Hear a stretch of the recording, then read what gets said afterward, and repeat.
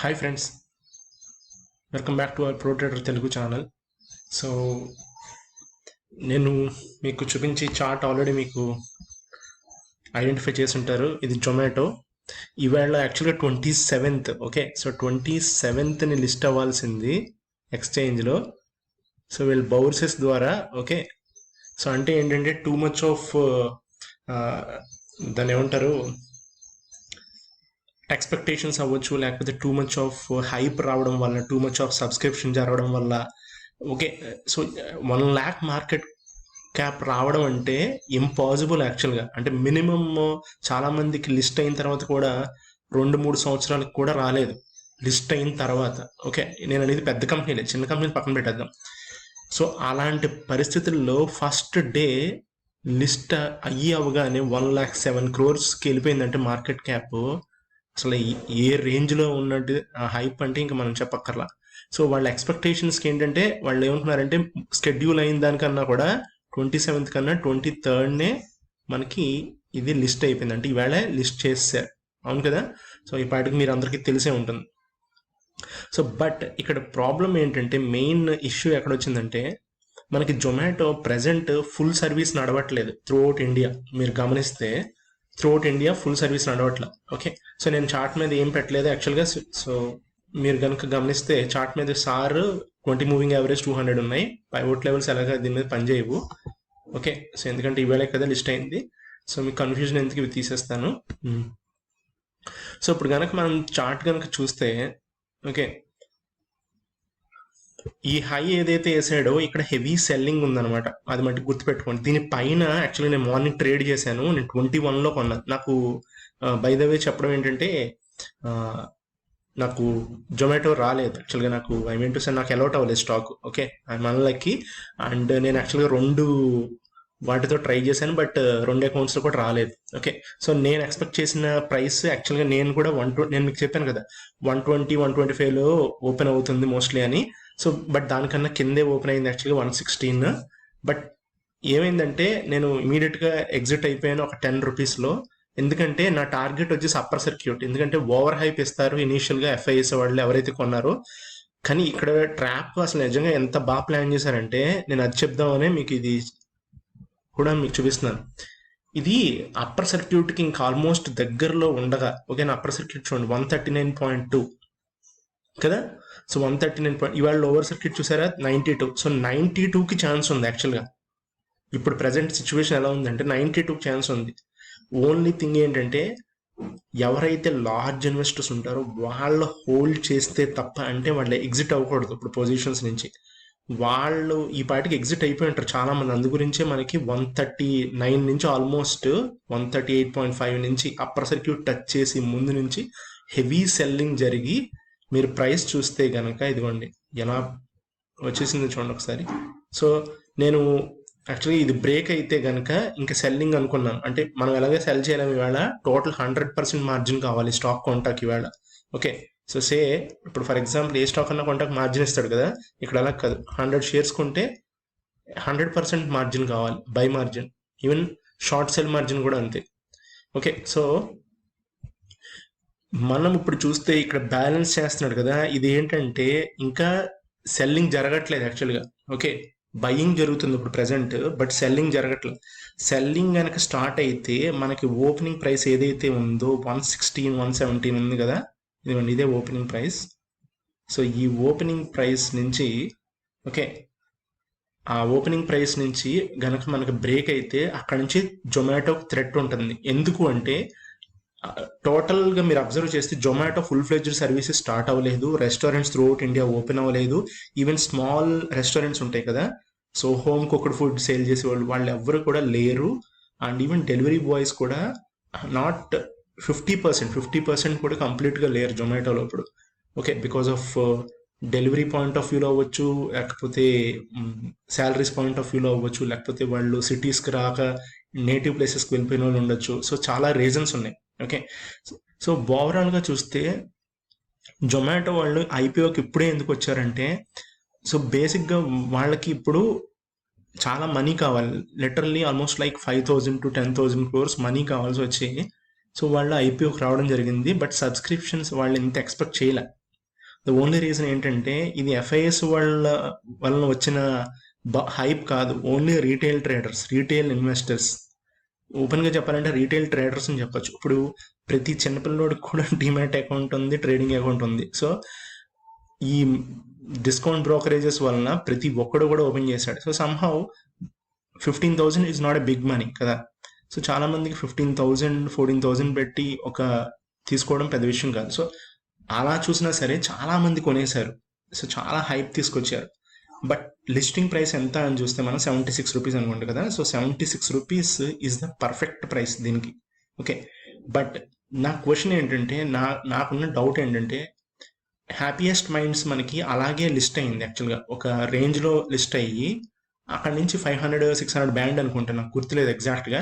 But as of now చూస్తే అది 3 times అయిపోయింది, 3 times అక్కడి నుంచి. సో జొమాటోకి హ్యాపీయెస్ట్ మైండ్స్ కన్నా కూడా స్ట్రెంగ్త్ ఎక్కువ ఉంది ఓవరాల్గా చూస్తే. ఓకే, ఎందుకంటే జొమాటోకి ఓన్లీ కాంపిటేటర్ వచ్చి Swiggy. Okay, so Zomato full ఫ్లెడ్జ్డ్గా కనుక థర్డ్ వేవ్ రాకుండా వాళ్ళు కనుక డెలివరీస్లో ఏదైనా కొత్త కాన్సెప్ట్ తీసుకొచ్చి ఇంకొక కొత్త ప్లాట్ఫామ్ని బిల్డ్ చేస్తే జొమాటోలోనే ఏదైనా డిఫరెంట్గా, సో డెఫినెట్గా దీనికి గ్రోత్ ఉంది. అంటే ఇన్వెస్ట్మెంట్ పాయింట్ ఆఫ్ వ్యూలో నేను చెప్తున్నాను, ఇది 300కి వెళ్ళి స్టాక్ అనమాట మినిమం. నేను చెప్పింది బేర్ మినిమం చెప్తున్నాను. సో బట్ 300 మనకి ఫిగర్ కనపడుతుంది. దీనికి how many years it will take, ఎన్ని ఇయర్స్ పట్టచ్చు. ఓకే, సో ఎన్ని ఇయర్స్ పడుతుంది అనేది ఈ రోజుల్లో కాన్సెప్ట్ లేదు. అది 1 year పట్టచ్చు, లేదా 6 monthsలో కూడా వెళ్ళిపోవచ్చు, మనకు తెలియదు. అట్ ద సేమ్ టైం ఇప్పుడున్న సిచ్యువేషన్కి ఈ ప్రైస్ వాట్ ఎవర్, ఈ కరెంట్ మార్కెట్ ప్రైస్ కూడా పర్ఫెక్ట్ కాదనేది నా ఉద్దేశం. ఓకే, ఇది సెటిల్ అవ్వాల్సిందే. ఈ ప్రైస్ హైప్ మీద వచ్చిన ప్రైస్ కాబట్టి, హైప్ ఎప్పుడు కంటిన్యూస్గా ఉండదు కాబట్టి, ఏదైనా సరే మనం ఏది చూసినా సరే, మూవీస్ అవ్వచ్చు, స్పోర్ట్స్ అవ్వచ్చు, ఈవెన్ ఇన్ఫ్రాస్ట్రక్చర్ అవ్వచ్చు, రియల్ ఎస్టేట్ అవ్వచ్చు, ఏదైనా సరే ఒక హైప్లో కొన్నది తర్వాత స్టెబిలైజ్ అవ్వదు. కొంచెం కిందకు వచ్చి డిస్కౌంట్ ప్రైస్కి వచ్చిన తర్వాత మనకు స్టెబిలైజ్ అవ్వడం అనేది జరుగుతుంది.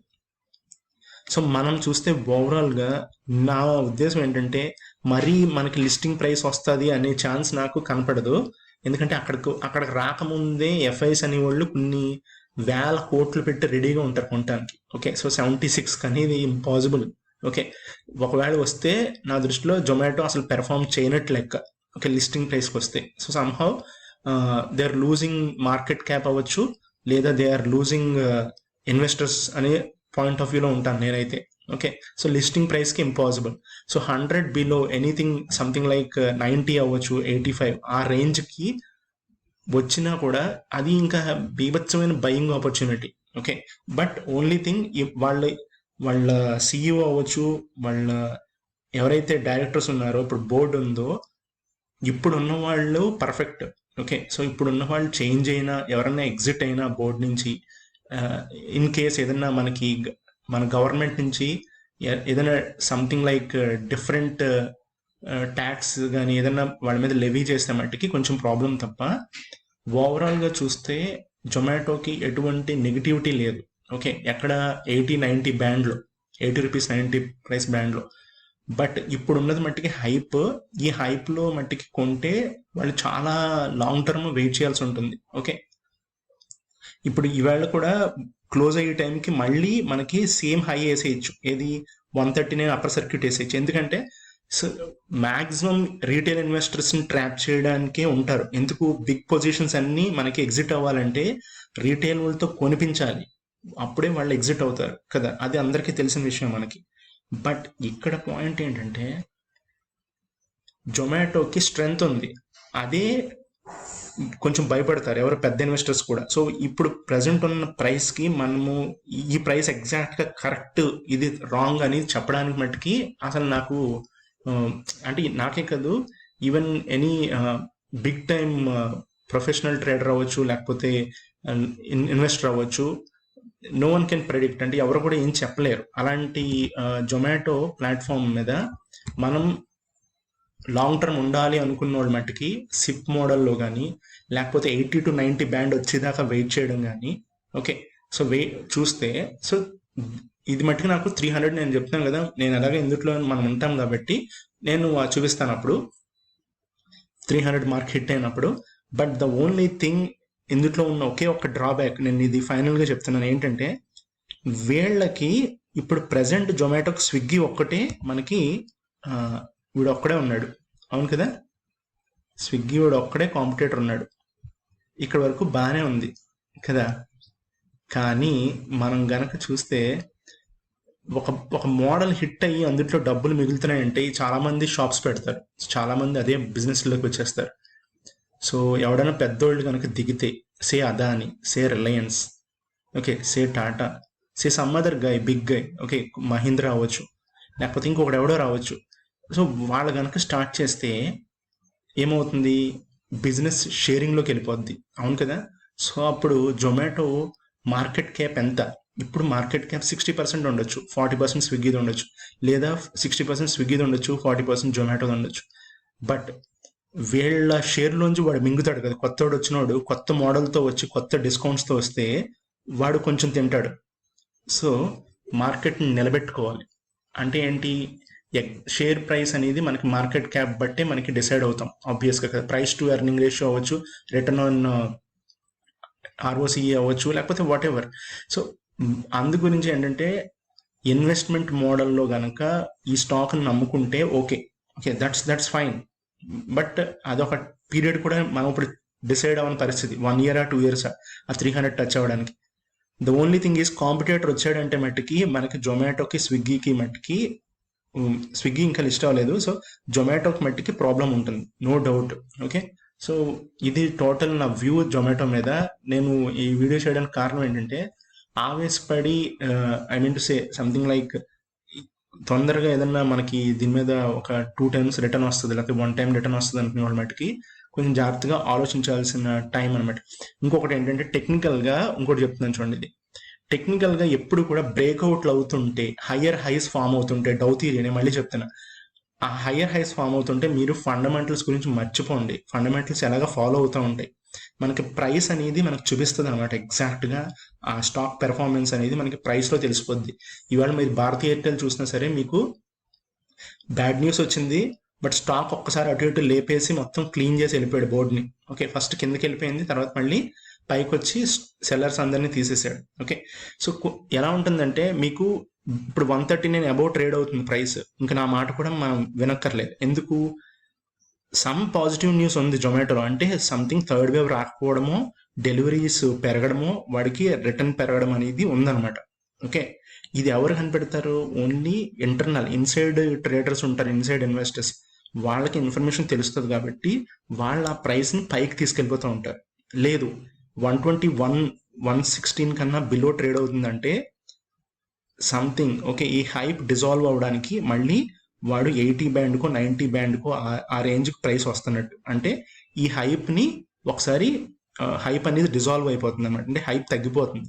సో దీని మీద ఇంట్రెస్ట్ చూపించి ట్రేడర్స్ అవ్వచ్చు, ఇన్వెస్టర్స్ అవ్వచ్చు, వాళ్ళు తగ్గిపోతున్నారు, ఇంకో స్టాక్ ఎత్తుక్కుంటున్నారు. ఓకే, సో ఇది టోటల్ స్టోరీ. ఓకే, సో ఇది జస్ట్ లైక్ ఒక నాలెడ్జ్ కింద తీసుకోండి. అండ్ ట్రేడింగ్ మట్టుకి వాల్యూమ్ ఉంటేనే చెయ్యాలి, అంటే రేపటి నుంచి అవ్వచ్చు, అది నెక్స్ట్ వీక్ మండే నుంచి వాల్యూమ్ ఉండాలి. వాల్యూమ్ లేకపోతే ట్రేడ్ చేస్తే ఎగ్జిట్ అవ్వలేం పొజిషన్స్ నుంచి. Okay friends, thank you.